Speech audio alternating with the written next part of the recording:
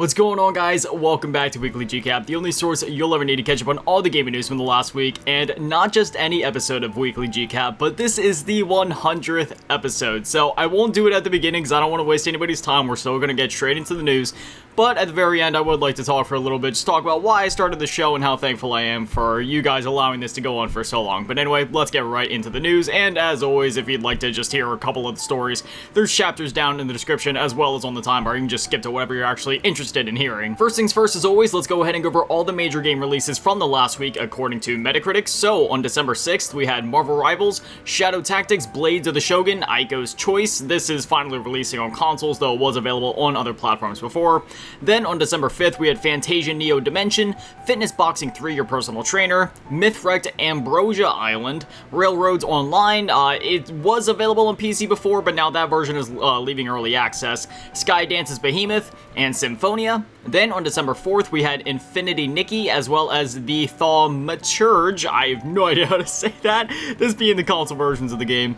And then on December 3rd, we had Anton Blast, Diesel Legacy, The Brazen Age, and Lorelei and the Laser Eyes. Next up, two games are free on Epic Games, those being Bus Simulator 21 Next Stop and LEGO Star Wars The Skywalker Saga. These will be free until December 12th at 11 a.m. EST, so you might as well go redeem them because there's no better price than free. Next up, some new games were added to Nintendo Switch Online. So first up on the Game Boy, we had Donkey Kong Land 3, so now all of the Donkey Kong Land games, as well as all of the Donkey Kong games in general once Donkey Kong Returns HD releases, outside of the spin-offs, will be available on Nintendo Switch, which is pretty cool. And then for the NES, we'll have Tetris coming out on the service on December 12th. Next up, I got the December Xbox Game Pass games for you guys, so this is quite a hefty list, so bear with me. The first batch of games are available now, so I won't list the dates, but for the games that have yet to come out, I'll list the dates. So, first up, Crash Team Racing Nitro Fueled, Forza Motorsport, Haunty, I think is how you're supposed to say it, it's Haunt with two eyes at the end, Humanity, E8 Sports WRC, Overthrown, which is a day one release for the service. And then on December 9th, we have Indiana Jones and the Great Circle, which is a day one release for the service. Wild Frost coming December 10th. Carry On coming January 2nd, and then Road 96 coming January 7th. And then there's going to be some more games coming to Game Pass Core, which are available now, those being Crash Team Racing Nitro Fueled, DayZ, and Goat Simulator. So no matter how you look at it, this is a great lineup of games. Next up, the Light of Motiram, I think it's sorry, but I have no idea how to actually say that name. Light of Motiram, I'm not sure. The PS5 and mobile versions of this game were announced, so this coming from Gomatsu, quote, Light of Motiram, the new open world survival crafting game with mechanized animal beasts from Tencent Games, Polaris Quest, and Aurora Studio will be available for PS5, iOS, and Android, alongside its previously announced PC version, which will be releasing on Steam and the Epic Game Store when it launches as a free-to-play game in 2025. The company's announced via posts on PlayStation's Chinese social network accounts such as Weibo and Bilibili. Additionally, a 6-minute reveal trailer and 16 minutes of additional gameplay footage were published, revealing a first look at the seemingly Horizon-inspired title in action. Which that's why I wanted to highlight this, because this seems to be a very heavily Horizon-inspired game. They also have an about section for the game down here, which reads, in a world overrun by colossal machines, explore the vast open world, build your base of operations, advance technology, train mech animals, and take on formidable bosses. Starting from the primitive age, forge a new path of development, defy the machination, survive with mech animals, end quote. So again, very heavily Horizon inspired, obviously, and it's interesting because, you know me, I don't talk about leaks and rumors on the show too much, just because I mean, that's just kind of garbage news in my opinion. I'd rather go over the stuff that actually matters, which is the stuff that the companies are usually announcing, because when it comes to leaks and rumors and such, I mean, none of that stuff is ever really a guarantee, and again, just kind of garbage news in my opinion, but I'm breaking that rule this once because we have heard many times before that there is a Horizon MMO of sorts in the works, which is obviously, you know, looking to be very similar to what this is, except this is a free-to-play game, whereas obviously if the Horizon MMO comes out anytime soon, I'm sure with Sony and their track record, when you look at games like Concord and Helldivers 2, it would be at least $40, with it being Horizon, one of their flagship IPs. I'm sure it would actually cost a bit more than that, so I'm not sure. I feel like this could be some interesting competition for that Horizon MMO if this game ends up taking off, because then people will look and be like, do I play Horizon or do I play Horizon at home but for free? You know what I mean? And when I say Horizon at home, I mean like the knockoff Horizon, but still, who knows? Next up, the My First Gran Turismo release date was announced. This coming from PlayStation Blog, quote, I'm thrilled to introduce My First Gran Turismo, a special free-to-play invitation to dive into the exhilarating world of motorsports. My First Gran Turismo will be available through PlayStation store December 6th at 12 a.m. local time, end quote. So by the time that you guys are seeing this video, it is available now, which is awesome. As I just mentioned in the blog, this is the first like free-to-play Gran Turismo game where it's essentially a stripped-down version of Gran Turismo 7, but it's a great way to kind of get your foot in the door if you're unfamiliar with the series, you know, kind of learn things, get acquainted with the gameplay, because, you know, Gran Turismo is definitely more of a simulation type of racing game compared to something like, say, the old school Burnout and Need for Speed games. Gran Turismo is a great series. I've been playing it since back in the day with the first 2 entries on the PS1. Absolutely love it. Absolutely love Gran Turismo 7 as well. So if you've been thinking about getting into the series, or if you've heard about it before, I'd highly recommend giving this a shot since it's free to play. Next up, the Kingdom Come Deliverance 2 release date was actually pushed up instead of delayed. You know, that's a rare sight nowadays. Anyway, this coming from Warhorse Studios on X. Quote, "Big news, Kingdom Come Deliverance 2 will arrive at your homes on February 4th, 2025. With the release date pushing 1 week forward, we have a bunch of more exciting news coming in the following days. Brand new story trailer drops tomorrow on December 5th, PC and console specs as well, Audentes Fortuna Luvat." I have no idea if I actually said that correctly, end quote. But, yeah, so there it is. Kingdom Come Deliverance 2 coming a week early. You know, the first Kingdom Come Deliverance, I felt like it was a very underrated game. Even to this day, I just feel like not as many people talk about it, but yet for the people that do talk about it and the people that know about it, they know how good it is. So hopefully Kingdom Come Deliverance 2 can help push this IP forward a bit more. Obviously, with the first game getting a sequel, it was big enough to, you know, get a sequel here. But the first game always goes on sale for like $5, like, no, I don't even think $5. I think it's like $3 on like the PlayStation Store and Xbox Store all the time. So, I mean, with Christmas coming up, I'm sure it'll go on sale again if it isn't already. Definitely give the game a shot. It's absolutely fantastic, and it would obviously be a great way to get your foot in the door before the second game releases here in a couple of months, because, man, from everything we've seen so far, this game looks absolutely insane, and I cannot wait to play it. Next up, every NASCAR video game is being delisted, at least the ones that are available right now. So this coming from Video Games Chronicle, quote, "All NASCAR video games are being delisted from digital storefronts next month. This is due to the fact that Motorsport Games, the company that handles the rights to the popular racing league, recently sold the NASCAR license to iRacing. This change affects around 15 games, most of which are console titles. Ahead of the delisting, it's been announced that the games will undergo a discount in the next month so that players can purchase the games they are missing. After the games are delisted, players will still be able to play their previously purchased games. The games and their DLC will be delisted December 31st, 2024. So you have, I mean, they didn't give you a long, you know, much time to do this here. You have about 3 weeks if you want to go through and get those games, which, yeah, there's some pretty quality titles being delisted there. This is why I always say, when physical is an option, go physical. Because, you know, even if, let's say, you buy a new console down the line and you sign into your account, obviously, at that point, you could still re-download those games. As they said here, you know, you still have the license to those games. What happens if, like, you forget the password to your account gets banned for some reason, because I mean, that's happened before. Some people get banned for literally no reason, or just something happens to where you lose access to your account. At that point, you will literally never be able to play these games again. Obviously, you know, if you're a digital only person, you could just, you know, when you make a new account, it would be a pain, but you could like repurchase the games technically if they were still available.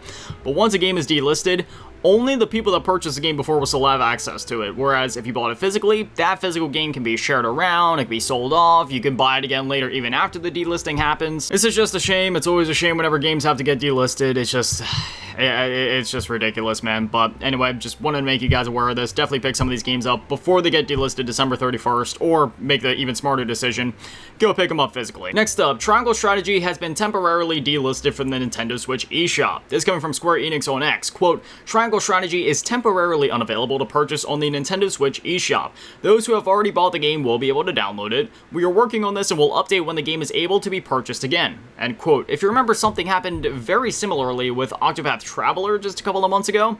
So something very strange happening on Square Enix's end there, but once again, as I always say, physical all the way, because then at least you actually have the game. There's a way to still purchase and have the game. Whereas this, it's being delisted, only the people that purchased it can play it, and it's just, yeah, digital future, everybody. Gotta love it.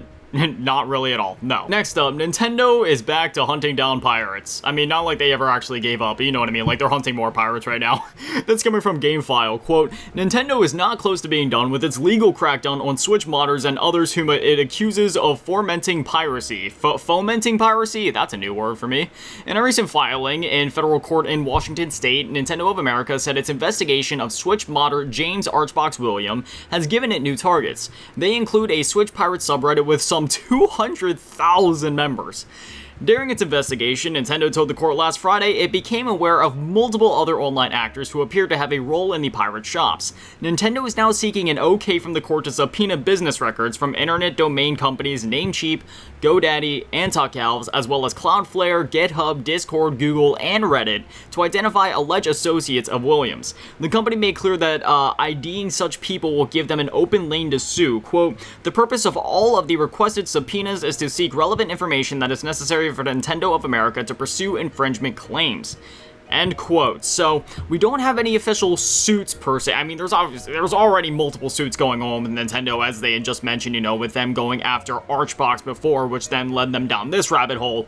But if they're going after all these people and they're going in with subpoenas, I feel like things are about to get even messier in the Switch piracy scene. It's already been getting pretty messy leading up to what we assume to be the release of their next console. I mean, they even confirmed themselves that they'll be announcing the successor to the Nintendo Switch at some time within the next 3 months. So, I mean, that's not even like leak and rumor territory. That's just straight from Nintendo's mouths. Like, we're gonna know about their next system before too long. So they're really going ham before the next system drops. I mean, obviously. So I'll keep you guys in the loop as soon as we know more, but yeah, they're going hard. Next up, Sega is trying to shut down the SuperSega FPGA console fan project. So for those that don't know, the SuperSega was a console that a group of fans were trying to create, where essentially it would let you play any Sega game from the past, whether we're talking Mega Drive, Genesis, Dreamcast, Saturn, all of it in one system. I mean, we covered it here on the show. It was actually genuinely impressive, and I was looking forward to getting my hands on it as well, but now it seems like Sega's trying to step in, but there's, I don't know, there's a bit of back and forth going on here. So this coming from Time Extension, quote, "Sega has made contact with the team behind the Super Sega FPGA console to request its cancellation, we can reveal. Sega has approached Alejandro Martin, the lead behind the project, asking for the Super Sega name to no longer be used, all prototypes and units to be destroyed, the closure of the Super Sega website, and details on units sold and money generated by the project so far. We have seen the documents relating to this case and have contacted the company employed by Sega to protect its IP in Spain, and it has confirmed the legitimacy of this approach," meaning that they can confirm that this actually happened, but this is where things get interesting. So the team behind the FPGA-based system, which supposedly plays SG-1000, Master System, Mega Drive, Saturn, and Dreamcast games, has previously said it wasn't concerned Sega might step in over the name and had already opened a dialogue with the Japanese giant on the topic. So that's what I was talking about. Things get interesting there because it's obviously it's saying that Sega is going after them, but according to the team, they already had an open dialogue with the company. So it's interesting, but it goes on. Martin has told Time Extension that the name change will be, quote, considered, but production will not be stopped unless Sega is prepared to cover cost, expenses, and what consumers paid. Martin tells us that if Sega does not agree to these terms, quote, "we think we will continue." Martin says that he intends to proceed with the project via a Kickstarter campaign, end quote. Unfortunately, this is all that we have on this at this time, and considering the fact that we already talked about the project before, there's not really any, need to go more in depth with that, but as soon as we know more information about this, I'll definitely let you guys know, because I'm interested to see where things go. Again, we have one side saying, like Sega, trying to shut this down, but then we also have the team saying they were already in talks with Sega, and there didn't seem to be any issues, so we'll see how this goes. It's pretty interesting. Obviously, I want the project to continue, because I would love to get my hands on this thing. I mean, being able to play all of Sega's consoles on one console, and it's FPGA, which means it's not emulation, it's like actually hardware-based. Dude, that sounds awesome. And finally, we have yet another live service game in the sea of millions of live service games shutting down here, that being XDefiant, which, I don't know, it's one of those things where I kinda could've saw this coming, but at the same time, not this soon necessarily.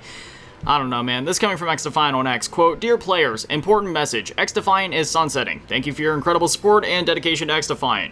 We regret to inform you that we are initiating the sunset process starting today, December 3rd, 2024. As a result, new downloads, player registrations, and purchases will no longer be available. Season 3 will still launch, the servers will remain active, and the game will be fully playable until June 3rd, 2025. For those who purchased the Ultimate Founders Pack, you will receive a full refund. Players who made any purchases within the last 30 days will also be fully refunded. good. Please note that processing these refunds will take up to 8 weeks, so, you know, if you go in to get your refund and it takes a bit, it may take upwards of 2 months. Thank you for being a part of our journey, end quote. So again, this, for those who don't know, XDefiant was essentially a Call of Duty competitor, quote unquote, but let's be honest, Call of Duty is so huge that it's really hard for it to have competition nowadays. I mean, back in the day, during like the 360 and the PS3 generation, we had games like Halo and Battlefield where it's like, alright, maybe Call of Duty could maybe have some competition there, but even then, Call of Duty was always like the best-selling game every year for the most part, unless a GTA was coming out, so it was always blowing the competition out of the water. And then, you know, even back in the day, like farther back in the day, during like, you know, the PS2, original Xbox, and, you know, like that early age of PC games there, at least that early age of 3D PC games, you know, you had like Medal of Honor and other games similar to that were sort of in the same lane as Call of Duty, because at first Call of Duty was just a World War II shooter, so games like that were really similar. But once Modern Warfare came out, again, that's just when, you know, everything just went off the rails there, and it was just, you know, just an open field for all the FPS games that would come out from that point that would try to compete with COD in some way. But yeah, XDefiant, I would say, was one of the more successful attempts at that in recent years, just in terms of sheer player count and popularity. Obviously, it wasn't enough because the game is sunsetting now. It had a huge thing at launch. It was super popular. I mean, even I dived in and played for a bit. I didn't play a ton of it, but I still dived in, gave it a shot, had a lot of fun with it, but unfortunately, I guess it just didn't have that longevity, whether it's from lack of content or just lack of interest from the players. And here we are, and this is the unfortunate nature of live service games. More and more, I miss the days of like the 360 and PS3 where you'd have a single-player game like BioShock 2 come out, and, you know, you had like an excellent story mode there, but then you'd have like a tactile multiplayer mode where, you know, there was enough content to satiate you, but it wasn't meant to just be some time sink or something where it's like, oh, if this multiplayer thing doesn't shake out, then we gotta shut down the whole game, nobody can ever play it again, studios getting shut down, people getting fired, bunch of things getting lost, gotta ship out the refunds. No, it's just like, you had that amazing game at its base, you had that campaign there with BioShock 2, an amazing story, one of the best FPS stories of all time, and then you had an amazing multiplayer just tacked on top of that, and we saw that all the time back then, and even nowadays, like, Call of Duty still does it. I mean, it's a little different, right? Like, you have the single-player aspect, but I mean, even Call of Duty technically is kind of like a live service now, but still, it follows that formula of like, okay, even if this game isn't as popular, which again, for Call of Duty, that's probably a bad example, just because of how popular Call of Duty's always been, but there's plenty of games still like that, right? Like, you know, Halo Infinite, for example, where it's like, hey, even though the game isn't necessarily as popular as some of the previous Halo games were, there's still that single-player experience there, so even if, say, I mean, you know, the multiplayer isn't going to get shut down anytime because it's like a first-party Microsoft IP, but at the very least, you know, the game would never just necessarily go away, and there's still a single player there to experience and enjoy, regardless of whether the servers are up in 10 years or not, you know what I mean? But again, just an unfortunate situation here where, I mean, if you haven't purchased the game before, you literally can't now, and even then, after June 3rd, that's just going to be it for this game, so you know, massive thank you to the dev team for bringing us this game. I mean, it was a lot of fun. It was a lot of fun watching some of the clips and videos that came out on it, you know, on YouTube around that time, but yeah, I don't know, it's unfortunate, just another live service game getting shut down, and if I'm gonna be honest, not really even that surprised. But anyway, that is all the stories that I have for you guys this week, so I promised at the end I'd do a little bit of a, you know, just a little thing, just say thank you guys, so let's go ahead and talk here for a minute. So, first things first, obviously I just wanted to say massive thank you and shout out to everybody that watches the show, supports the show. Obviously, we don't have a very big community here, right? You know, the channel has a few hundred subscribers, the videos range, sometimes some videos get literally 0 views, and then other ones get a couple hundred, but you know, for me, it's not about the views. I genuinely just enjoy video games. I love video games. The first vivid memory from my life is playing Donkey Kong Country on the Super Nintendo when I was 3 years old. You know, it was real late at night, sitting in front of the CRT, just ah, man, just that classic era. I have always been obsessed with and in love with video games, video game news, everything about video games, and I always wanted to run my own little show. And again, even though this isn't like the most popular thing in the world and we don't have that many returning viewers, I still just enjoy covering the news. And one of the main reasons that I decided to start this show too was just, I feel like the whole gaming news scene on YouTube is so oversaturated by nonsense and BS, to put it bluntly. There's so many terrible, cringe, clickbait titles and thumbnails, and it's all garbage and substanceless. They'll say that there's some big news happening, but you click on it and it's something so small, and half the time it's just leaks and rumors that amount to nothing. I mean, on the rumors end, literally anybody could come up with that, and on the leaks end, I mean, you guys have heard me talk about it before, leaks are genuinely terrible for the video game industry. Not only, I mean, it's terrible for the industry no matter how you look at it. It's terrible for the people at the top trying to make money, which obviously, morally speaking, we don't care too much about them. mean, they're human beings too, but still, you know, a lot of sketchy stuff happens out there with the CEOs. But even furthermore, like, the thing that actually matters to me, the developers, just morally speaking, when their work gets out there when it wasn't intended to, when it leaks out, it's just...